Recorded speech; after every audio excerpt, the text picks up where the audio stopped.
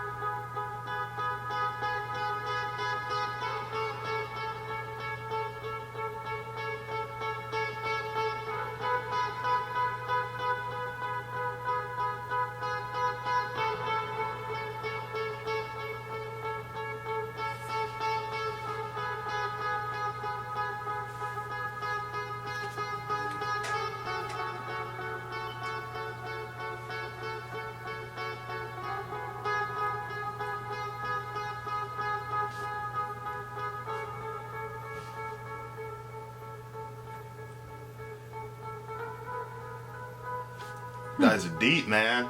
Yeah. I told you, I always watching a band live is always my favorite. When they don't go so fast, like this one, I was able to watch them and see the lyrics, Yeah. so that's cool. They really feel their music. Yeah. Yeah, you know what's interesting? Is you would think that the stuff that they're saying there would be the same stuff that Christians would be saying. About the earth, Yeah. caring for the earth and all that.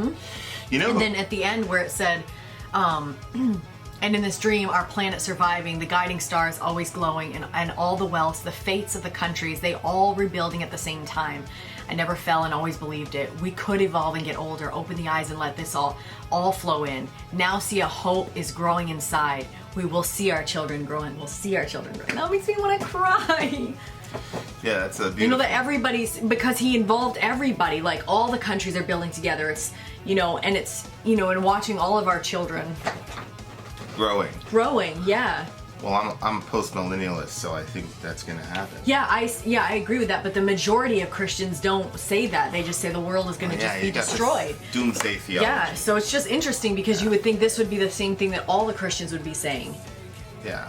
But it's really not what most say. Well, I mean, most Christians have been fed doomsday theology all their life. Yeah, They but don't know that any doomsday theology wasn't around forever. different. Well, yeah, but When did that come around? it was about 100, 200 years ago. I'm sure that if, I think most Christians, when you present a post-millennialism is the idea that the world is going to get better and better and better and better in every sphere. Yeah. Right? So Yeah. the environment being one of them. That as people begin to, love Jesus and learn about his teachings and understand him, then they're going to start loving their neighbor and things are going to start changing Caring as for we the change. We caring care for the caring for the planet. caring for the planet Is a huge part yeah, of it it. is. And caring for the poor, and it's also that the poor begin to work for their food, and Yeah, you know what I sure. mean. It's well-rounded thought. And the phrase, the wealth of the nations, you see where it says right Yeah. there, all the wealth and the fates of the countries. That's a biblical phrase. Yeah. That happens in Isaiah a lot, where the nations pour in and Bring their wealth to the bring their wealth to the table to make the global economy right. much better. Of course, listening to my communist friend Jason, whatever his name is, we're going to have a discussion with him soon, where he's talking about, communism isn't the end goal. There's something after communism that's going to be better. Which, of course, we say, Yeah. a good solution without millions of people having to be killed.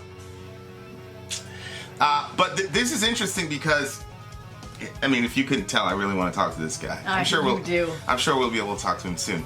But this is interesting because if you compare this with Marshy, Yeah. they will know another. Yeah. This is sort of like the optimistic view, whereas Marshy took a very pessimistic view. Yes. Well, Marshy took the view that I want to die before I have to see the that's fucked up right, world that yeah. my kids are going to have to Yeah. inherit. Sort of this nihilistic, Interesting. very pessimistic view of the world. yep. Which you can also find in the church, right? Like Yep. you hear a lot of older Christians saying that they're happy, they're going to get raptured, or they're going to Yeah. die before the world that we inherit comes to Yeah. fruition. Yeah. So kind of Marshy took a.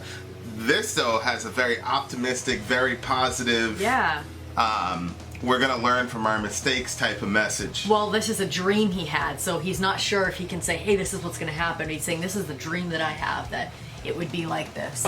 Yeah, but dream obviously is a double entendre because it can be a literal dream or it can be a dream like Martin Luther King. You know what I mean? Oh, right. So if yeah. he says I had this dream, Yeah. that doesn't necessarily mean he's like in a non-cognitive state. Yeah. He's probably talking about this dream of The desire. this of desire hope. where we learn from our mistakes, right? Because I think, the last song we did on this record was Flying Whales. Yep. And Flying Whales was, remember the Earth was all fucked up because of They were global going warming, off and he on- riding hitched off on the whale, hitched yeah. a ride on this whale, and then they made it out of there. Yeah. So it seems to me like in the wilderness, world to come, from Mars to Sirius, and then global warming. It I seems think like about that. I'm sorry. I think about that reaction a lot when you were telling the story and you said the whale was caught like right on the fingernail. right, I was like, whoa! right, Stories right. you tell. I love when you tell stories. Okay, sorry. So what were you saying? But no, we make it to a different planet, I'm assuming, and then the end is like going back and saying maybe we're gonna figure this out the Yeah. next time because humankind gets a second chance. We were just taking everything for granted. Yep. Glaciers in my eyes, my heart's an ocean. Everybody's wrong. I fear the living. The idea of fearing human beings because of our capacity to fuck shit up. I know. I think this is a very, very. Well, he was coming from the position that he was the globe. Remember, he said like his head is the mountains and his eyes are glaciers. Like he Right. was feeling the oneness with the earth, I think. And from that position, he feared the living because of all the destruction that goes before them. The and world behind is them. down. A world is down and none can rebuild it. Yeah. The vision is dying. Yeah. Yeah. And this concept of human beings evolving is a very interesting idea. Because on the one hand, we're evolving in our understanding of technology. We went from their perspective, we went from these cavemen and we didn't know anything. We couldn't even have language to now we have astronauts that went to the moon, right? It is kind of weird though. In a that relatively short period of time. As we increase in technology and understanding, and our scientific research gets deeper, you would think that would make us nicer to the planet around us. But Well, that was my point. yeah, It's I know. I'm agreeing with you. I'm saying it's as kind we've of weird. evolved, we've increased our capacity for destruction. Yeah. And one would assume that our technological and intellectual, ability to progress would be followed by, the moral bearings. Yeah. To not overindulge and take shit for granted. Yeah. But it hasn't. Why? Do you think that's because we come... Because I think this is one of the indicators that our narrative is true, which Right. is human beings are made in the image and likeness of God, but that we have a fatal flaw. And so on the one hand, we were commanded to explore and dominate the world around us in a benign sense of domination. We were told to gardenize the world. We were Right. told to take care of the garden, right? Yeah, a lot of people think we're just supposed to stay in the garden according Right. to our theology, but no, he said, "Be fruitful and multiply and fill the earth." Fill the earth They and weren't. do it. They weren't supposed to stay in the Garden of Eden. They were supposed to explore. Yep. Supposed to go all over there, explore, discover shit, make Yeah. tools, figure shit out. And that's celebrated. And so what happens if you have a creature who is built in with ingenuity and the never-ending impulse to explore? What happens if you combine that with corruption? Well, you're going to get what you would expect to see is an increase in exploration, an increase in technology, and an also increase in a destruction. propensity toward destruction Yes. Yeah. of the world and everything around it. And that's Right. exactly what you see. Interesting. Yeah. That's exactly what You're you right. see. And my contention is that human beings haven't essentially, and when I say essential, I mean by our essence, of our very essence, we haven't changed, period. From the first man to where we are right now. We haven't changed in our essence, which is we're always going to want to have a need to explore. We're always going to create technological advancements, and we're always going to be corrupt until something happens internally to change that. This idea, Interesting. this idea that we're we haven't evolved morally. Like people say things like, "Oh, we've evolved morally." No, we haven't. There are always segments. What makes them think that we've evolved morally? Because we don't have slaves anymore in the Western world. I mean, that's one of the things they point to. We just killed a million Iraqis a decade ago. Yeah. Right. What the hell are you talking about? So the hope. So this is interesting to me. The hope is we can evolve and get older and open our eyes. That our morality, and this is a moral issue. Yeah. Global for warming sure. is a I agree. moral issue, Yeah. right? Because you're talking Definitely. about avarice, you're talking about this insatiable desire to consume and wreck shit because of your desire to consume. I forgot what's it say. The Americans are addicted to oil. People in the Western world are addicted to oil. So the hope in this song is that we're going to evolve morally. That are, and then because of that, we're going to see our children growing. Yeah. And I'm not a guy. I don't think our narrative, I don't think our story locates the hope in the idea that we're going to evolve to the point where we think that things are better. Actually, what's interesting is the Christian understanding, which is very interesting. It's not that we started out, simple and disorganized, and then move on to complexity, and then eventually we'll get to like a certain state. The Christian ideal is that we started out actually in a state of perfection, and because this flaw entered into our spiritual DNA, that the goal is to go backwards to perfection. So the hope is that we'll all collectively, because it says right there, we could evolve and get older and open thy eyes and let this all flow in. And so I think both of us are agreeing, both of our narratives are agreeing that humankind as a whole needs to attain a level of consciousness, so that we won't destroy ourselves. Right. He's saying we need to attain some sort of nebulous understanding that we shouldn't fuck up the world, but of course the question is always why? Right? Yeah. And we say yes, we all need to get to a collective consciousness and understand who we are and what the planet is. Yeah. Like, you are a representative of God on the earth, and as God rules in heaven, you're supposed to rule on the earth. And as God maintains his segment of the created order, our job is to rule here in his place and make this place look like that place. Yep. And so that includes the planet. Yeah. Like, you can't just dump thousands and millions of gallons of oil into an ocean and then say that you're stewarding the ocean properly. Yeah. Right. Or Or trash, and these poor animals are suffering. I remember the first time, it was like in the late 80s, where I saw there was some disaster, and there was like the soda cans, the little plastic thing. I was literally thinking about that. The little duck or whatever, and that's around us. And I remember being like, you're a kid, and you're like, oh my God, this is the worst thing in the world. Yep. But it's very strange, like in the church, like pollution and shit like that, they'll just... Yep. It's not a thing. I know. I remember when I saw at that all. picture, and like after that I started cutting all the things. They say to cut them so that way it won't twist up in their necks. Yeah. So I always made sure that I always cut those. Anytime that I found them, I would cut them. And I never stopped to think, how the fuck are these getting around the animals' throats anyway? Right. Like, what? Because I didn't realize that we were friggin' dumping trash in the ocean. Yeah. I just thought it was like some random happening. It was the same with the balloons, like people let balloons go off into the sky, and then the balloons come down somewhere, and some poor animal eats it and like chokes to death on it. Right. Like, after that, everybody was setting off balloons. I could never relax. All these kids having fun letting off balloons. It's fun. And there I am, like, this is horrible, all the animals. Yeah, and people look at you like you're friggin' nuts. They always say this is some Marxist conspiracy to make us not be, as capitalistic as we should, or we're just in such a strange world where, like, the people are, you can't reason rationally with anyone anymore. I know. Like, I don't know the degree to which global warming is an issue. Right. Okay? But I know that what we're doing isn't good.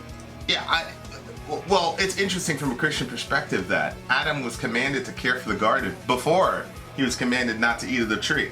Yeah. Hello? That's true. He was told to take care of the earth. Yeah.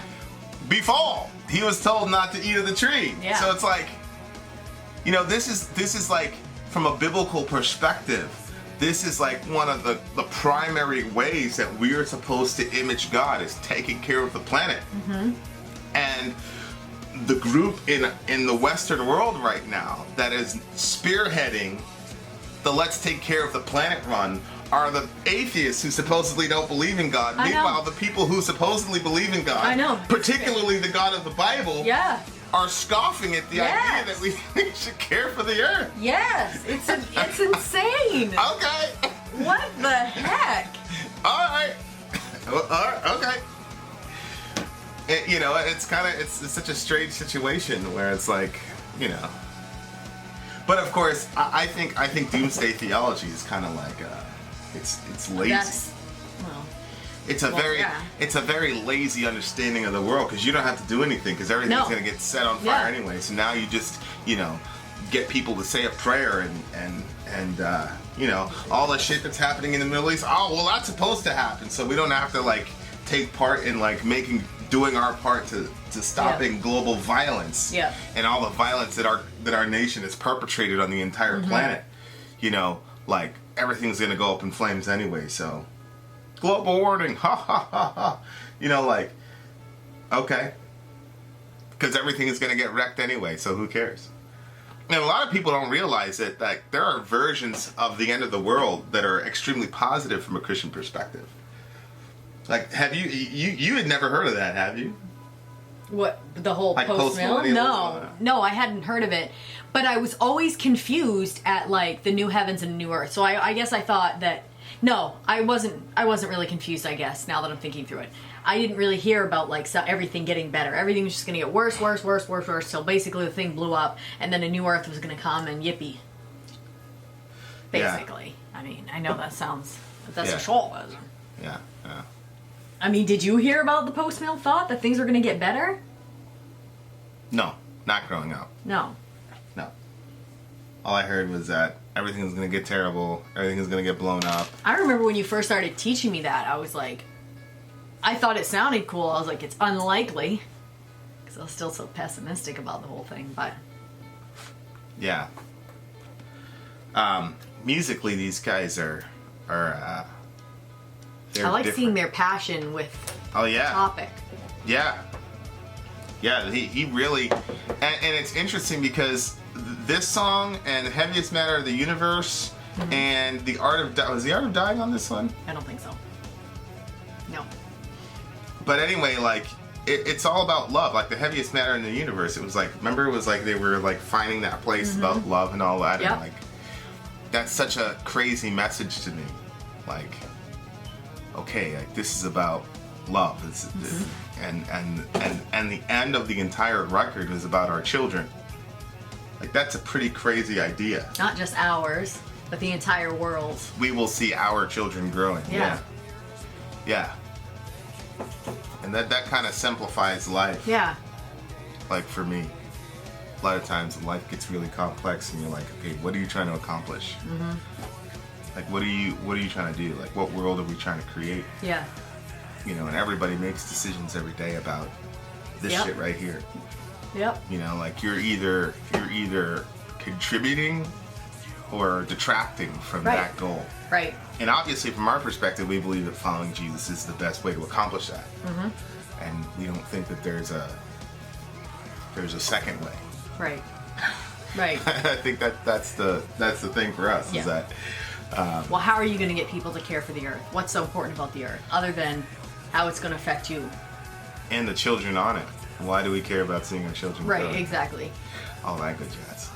Which, I'm not saying that people who don't have our belief system don't care about that, because obviously... No, because they obviously do. But I'm saying worldwide, how can you get a worldwide movement where people care about it? Right. That literally don't care about it? How do we all march in the same direction? Right, Without saying we need to kill millions of people. Right, exactly. Break a few million eggs to make your communist omelet. But, Right. yeah, I think this is a brilliant record. I wish, see, this is one of those regrets that I have. Like, I wish we would be able to do a live listen session of this record and just break it down start to finish. Okay, why couldn't we? Because We've already listened to two of the songs and we already know the ending. I mean, it's possible. We already know the end. Yeah. Yeah. Well. Type 152 if you'd like to see us do a Mars to Sirius lyric breakdown from start to finish. God almighty. These poor people. Where do you get your numbers? You just, whatever you see in your head? 152? Yeah, it's whatever I see in my head, man. Yeah. What do you rate the song? 7, 8. See, this is an 8.5 for me, and I feel like if we were to listen to this song from song 1 to this one, it probably would have gotten a higher score. Probably, yeah. Right? Because of the conclusion of a story. Yeah. So, but as a standalone song, it's an 8.5 for me. You gave that Ghost song a higher score than this song? Well, Stuck for a while. I like the sound of the Ghost song. Like the Ghost one, I would play again. Like this one, I'd play I'm this like, song again. Yeah, I probably wouldn't. Like, I totally am with the message. I'm 100% with that message. I just, it just didn't. This is one day. Sometimes we finish listening to a song and I like crave the next listen. This one I don't. I hold my inner child within and tell him not to cry. Don't fear the living. One day you will stand as a king. Woo! That's a good line. It's a good line. One day you'll stand as a king. I hear that a lot. Good stuff. You do? Yeah. That's a big one. It's a big theme. I bet. Watch all. That's cool. Wakanda forever. Then out. Sori out. Gone.